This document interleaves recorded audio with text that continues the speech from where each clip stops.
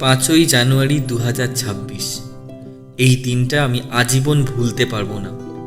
ওই দিন আমাদের জীবনের সব আলো, সব খুশি এক সেকেন্ডে যেন হারিয়ে গেল। এক ধনীর বেপরোয়া জীবন আর তার গাড়ির বেপরোয়া গতি আমাদের সব কিছু একটা চাকার নিচে পিষে মেরে দিল।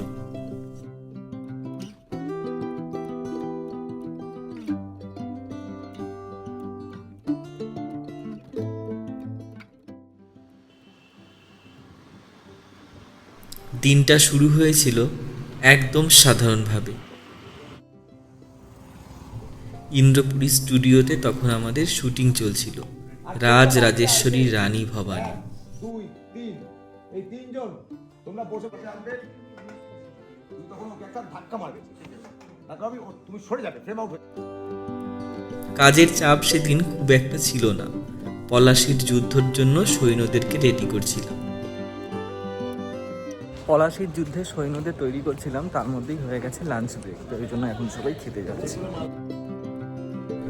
দুপুর 1টার মধ্যে সেদিনকে কাজ শেষ হয়ে গিয়েছিল। দুপুর 1:30টার সময় লাঞ্চ করে বাড়িতে ফিরে এসেছি। তখন আমি একটা ফ্ল্যাটের ভাড়া বাড়িতে থাকতাম। দুপুরবেলা শান্ত পরিবেশ, কেউ নেই। আমি একটা ভাত ঘুম দিয়ে ফেললাম। তখনও আমি জানতাম না যে এটাই আমার জীবনের শেষ শান্তির ভাত ঘুম।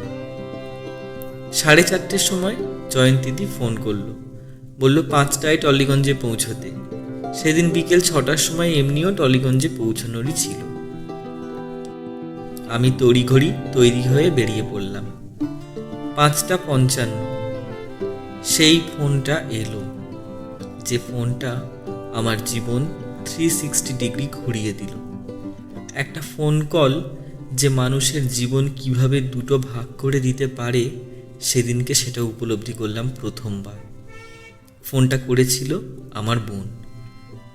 কাঁপা কাঁপা গলায় বলল, বাবার অ্যাক্সিডেন্ট হয়েছে, পুলিশ ফোন করেছিল, মেডিকা হসপিটালে নিয়ে যাওয়া হয়েছে, তুই তাড়াতাড়ি চলে আয়।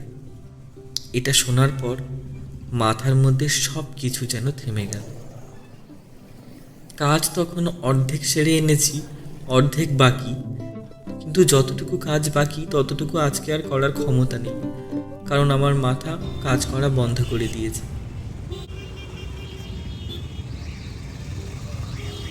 পাগলের মতন 2-1বার এদিক ওদিক তাকিয়ে জয়ন্তীদিকে ফোন করলাম, ফোন বিজি।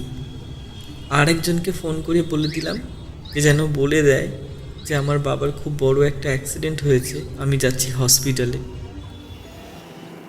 যেন আমাকে এখন আর ফোন না করে।